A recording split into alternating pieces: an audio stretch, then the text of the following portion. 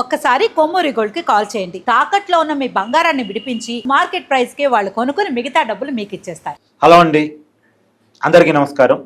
జాగ్రత్తగా ఉండండి, ప్రజలతో దగ్గరగా ఉండండి, లేకపోతే తోలు తీస్తా. మీ అందరి రిపోర్టు నా దగ్గర ఉన్నాయి.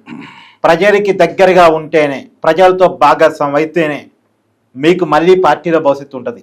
ఇది చంద్రబాబు నాయుడు గారు మరొకసారి మంత్రులకు ఎమ్మెల్యేలకి స్ట్రాంగ్ వార్నింగ్ ఇచ్చారు. ఎప్పటికప్పుడు ఇలా స్ట్రాంగ్ వార్నింగ్ ఇవ్వడానికి ఉన్న కారణాలు ఏంటి అనేది మాట్లాడుకునే ప్రయత్నం చేద్దాం. నాతో ఉన్నారు ప్రముఖ సామాజిక రాజకీయ విశ్లేషకులు అంగమరావు గారు. సార్ నమస్కారం. నమస్తే కట్టవారు. సార్, చంద్రబాబు నాయుడు గారు కరాఖండిగా చెప్తున్నారు, ఒక 15 సంవత్సరాల పాటు కూటమి కలిసే ఉంటుంది, కూటమి మాత్రమే అధికారంలో ఉంటుంది అనేటువంటి ఒక కాన్ఫిడెన్స్ని ఆయన వ్యక్తం చేస్తున్నారు. ఇదొక పక్క ఉంటే ఎమ్మెల్యేలకి మంత్రులకు కూడా గట్టిగా క్లాసులు పీకుతున్నారు. ఒకటి కూటమి ధర్మం విషయంలో, రెండోది ప్రజాధర్మం విషయంలో. ప్రజలతో మమేకం కావాల్సిందే, అవినీతికి దూరంగా ఉండాల్సిందే. ప్రజల దగ్గరగా ఎవరైతే ఉండారో, కార్యకర్తలకు దగ్గరగా ఎవరైతే ఉండారో, ఎవరైతే అవినీతి మార్కలు అంటించుకుంటారో వాళ్ళ విషయంలో నేను అస్సలు ఏమాత్రం ఉపేక్షించాను అని వార్నింగ్లు పదే ఇస్తున్నారు. వెనకాల మతలబ్ ఏంటి? ఇప్పుడు అవినీతికి దూరంగా ఉండమని చెబుతున్నారు ముఖ్యమంత్రి గారు. అంటే వీళ్ళు అవినీతి చేస్తున్నారని అర్థమైనట్టేగా. మరి చర్యలు ఏవి? మాటలకే పరిమితం అయితే వాళ్ళు ఎందుకు వింటారు? మామూలుగా మనకి చిన్నప్పుడు నుంచి ఒక సామెత ఉంది పల్లెటూరులో. నేను పల్లెటూరు నుంచి వచ్చాను కాబట్టి, మంచి మనిషికి ఒక మాట, మంచి కొట్టుకో దెబ్బ అన్నారు. అవునా? మరి మంచి మనుషులు అన్నప్పుడు ఒక మాట చేసి సర్దుకుంటారు. మంచి మనుషులు కానప్పుడు చర్యలు ఉండాలి కదా, భయం అనేది ఉండాలి కదా, వాళ్ళకి నొప్పి అనేది తెలియాలి కదా. ఆ నొప్పని మాటలతో తెలియదు కదా, చర్యల ద్వారాగా చేయాల్సిందే కదా. మీరు 2 చర్యలు తీసుకోండి. నిన్న ఒక మంచి కార్యక్రమం చేపట్టారు నిస్సందేహంగా. అది పార్టీకి ఇబ్బందికరమైనా కూడా మిత్రధర్మానికి మంచిదైనటువంటిది వర్మ గారిని పిఠాపురం ఇన్ఛార్జిగా తొలగించడం అనేది. నిస్సందేహంగా చెబుతున్నాను, ఇది పార్టీకి మంచిది, మిత్రధర్మానికి మంచిది. ఎందుకంటే వివాదాలు అవుతున్నాయి కాబట్టి ఎవరో ఒకరు తగ్గాలి. పార్టీ కార్యకర్తలు బాధపడతారు కానీ మిత్రధర్మానికి అందుకే నేను అన్నాను, మిత్రధర్మానికి తల ఒగ్గి ఎవరో ఒకరు తగ్గాలి. కాబట్టి చంద్రబాబు నాయుడు గారే తగ్గారని భావించాలి. ఇక్కడ అది కూడా పవన్ కళ్యాణ్ గారు సొంత నియోజకవర్గం కాబట్టి తగ్గారు. చంద్రబాబు నాయుడు గారే తగ్గినప్పుడు, చంద్రబాబు నాయుడు గారే పార్టీ భవిష్యత్తు గురించి, రాష్ట్ర భవిష్యత్తు గురించి ఆలోచించి ఈ మైత్రి బంధం ఇలానే కొనసాగాలి, 3 పర్యాయాలు ఇట్లానే ముందుకెళ్లాలని చెప్పని ఆయన భావించినప్పుడు, పవన్ కళ్యాణ్ గారు నేను మీ అందరం ఒకటే, మీకెందుకు, మాకు లేని బాధ మీకెందుకు అని చెప్పని ఆయన స్పష్టంగా చెబుతున్నప్పుడు వీళ్ళకు వచ్చిన నొప్పేంటి, వీళ్ళకు వస్తున్నటువంటి ఇబ్బంది ఏంటి? రెండోది, ఈరోజు అవినీతి గురించి చంద్రబాబు నాయుడు గారు చెబుతున్నారు అంటే 2014 నుంచి 2019 వరకు జరిగిన పరిణామాలు ఆయనకు తెలుసు కాబట్టి, ఎందుకు ఓడిపోయామో ఆయనకు అర్థమైపోయింది కాబట్టి, వీళ్ళు ఏమన్నా మారతారు, మారండి అని చెప్పని ఆయన శతవిధాల ప్రయత్నం చేస్తున్నాడు.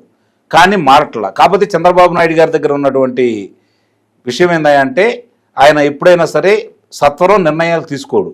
అది ఒక్కోసారి కలిసి వచ్చింది, ఎక్కువసారి నష్టపరుస్తుంది. ఎక్కువసారి నష్టపరుస్తుంది, ఇది గమనించుకోవాలి. ఒక్కోసారి కలిసి వస్తుంది, ఎక్కువసార్లు అయితే నష్టపరుస్తూ ఉంది పార్టీని, రాష్ట్రాన్ని కూడా. నేను ఇంకా పార్టీని అంటలేదు, రాష్ట్రానికి నష్టం జరుగుతుంది. తెలుగుదేశం పార్టీ ఓడిపోయిన ప్రతిసారి రాష్ట్రం నష్టపోతూనే ఉంది. కాబట్టి ఇప్పుడు వర్మ గారి మీద అయితే ఎలాంటి నిర్ణయం తీసుకున్నారో మీరు, ఈ మంత్రులు శాసనసభ్యుల మీద మీరు నిర్ణయాలు తీసుకోకుండా మాటలకే పరిమితం చేయటం వల్ల, ఇదిగో మనకు చిన్నప్పటి నుంచి ఉంది, నాన్నా పులి వస్తుంది సామెతలా ఉంటుంది. చివరికి పార్టీ ఓడిపోయిన తర్వాత మనం ఎన్ని చెప్పుకున్నా కూడా ఉపయోగం ఉండదు. ఇప్పుడు మీరు 4 సంవత్సరాల ముందు నుంచే మొదలుపెట్టారు ఎమ్మెల్యేలు మారండి అని చెప్పని, మంత్రుల పనితీరు బాగలేదని చెప్పని మీరు చూస్తూనే ఉన్నారు. చేసిన మంచి పనులు ఈ 12 నెలల్లో, అంటే ఈ అధికారం వచ్చిన తర్వాత ఈ 22 నెలల్లో ఏదైతే చేసిన మంచి పనులు 100 పనుల దాకా కనపడతా ఉన్నాయి. ఈ పనుల గురించి ప్రజల్లోకి వెళ్ళట్లేదు. మీరు ప్రజల్లోకి తీసుకెళ్ళండి, ప్రజలతో మమేకం అవ్వండి, ప్రజలతోటి కార్యకర్తలతోటి మీరు కలిసి ప్రయాణం చేయండి, అప్పుడే మీకు రాజకీయ భవిష్యత్తు ఉందని ఆయన అనుభవాలు ఆయనకు చెబుతున్నాడు వీళ్ళకి. కానీ వీళ్ళు పెడచెవిని పెడుతున్నారు. కారణం ఏంటంటే ప్రతి వాళ్ళలో కూడా ఒక నిర్లక్ష్యం పెరిగిపోయింది, ఒక అహంకారపూరితంగా వ్యవహరిస్తున్నారు కొంతమంది, అందరూ కాదు కొంతమంది. వాళ్ళకి ముందుగానే ముక్తాడేసేసి మార్గాలు చూయించి, ఇదే మీరు నడవాల్సిన బాట తప్పితే మీకు వేటు తప్పదు అని చెప్పి గనక 4-5 మీద కనుక వేటు వేస్తే ఈ పరిణామాలు ఉంటాయని కానీ, చంద్రబాబు నాయుడు గారు పాలనాకి పార్టీ మీద పెట్టాల్సిన సమయం వీళ్ళ మీద పెట్టే అవసరం ఉంటుందని కానీ నేనైతే భావించట్లేదు. ఆ దిశగా ఇప్పుడిప్పుడే అడుగులు పడుతున్నాయి అని అయితే నాకు అది అనిపిస్తుంది. మహానాడు తర్వాత ఆయన మాటలు కాదు చర్యలు ఉంటాయని అయితే నేనైతే భావిస్తున్నా.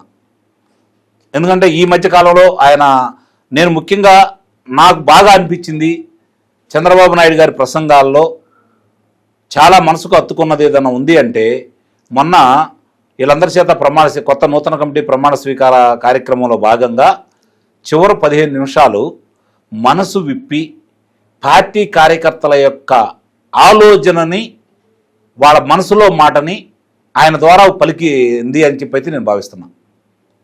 కార్యకర్తల మనసులో మాటను ఆయన చెప్పాడు. వాళ్ళ ఆవేదనని అక్కడ ఆయన కూడా వ్యక్తం చేయడం కూడా జరిగింది. కాబట్టి నిస్సందేహంగా ఈరోజు కార్యకర్తల మనోవేదన ఆయనకు అర్థమైందని అయితే నేను భావిస్తున్నాను. ఏ పార్టీ అయినా మనం కూడా సాధించాలి అంటే కార్యకర్తలదే చాలా ప్రధాన భూమిక. అందులో తెలుగుదేశం పార్టీ కార్యకర్తలు చాలా విచిత్రమైన వాళ్ళు. కారణం ఏంటంటే చంద్రబాబు నాయుడు గారి మీద కోపం వచ్చితే ఇంట్లో పనుకుంటారు, అలిగి వైఎస్ఆర్సీపీకి ఓటేరు. ఇది గమనించుకోవాలి. అవును, సొంత పార్టీని క్వశ్చన్ చేసుకుంటారు తప్ప బయటికి పోయి ఇంకోళ్ళకి కమిటీ గారు. అవును. రెండోది మళ్ళీ వాళ్ళు ఇంకో చట్టగుణం కూడా ఉంది. వాళ్ళ ఎమ్మెల్యే గనక ఇబ్బందులు చేసి ఇట్లా అవినీతి చేసి ఇట్లా ఉంటే ముందు అతను ఓడించడానికి కూడా వాళ్ళే ముందుంటారు. నిజమండి. ఇది 2004లో జరిగింది, ఇదే 2019లో జరిగింది, ఇదే గమనించుకోండి మీరు. కాబట్టి ఇవన్నీ చంద్రబాబు నాయుడు గారికి గతమంతా గుర్తుందో కాబట్టే ఆయన మార్పు కోసం ఇళ్లలో మారుతారు, ఒక అవకాశం. ఇందాక నేను చెప్పాను, ఏదైనా సరే ఆయన కొంచెం ఆలస్యంగా నిర్ణయాలు తీసుకుంటాడు. దానివల్ల కొన్నిసార్లు మేలు జరిగింది, కొన్నిసార్లు నష్టం జరిగింది. కానీ పార్టీకి ఎప్పుడూ నష్టం జరుగుతూనే ఉంది. ఈ తడవ నష్ట నివారణ చర్యల్లో భాగంగా ఆయన ముందుగానే మేలుకొని ముందుకు వెళ్తున్నాడని అయితే నాకైతే అనిపిస్తుంది కట్టవారు. Thank you.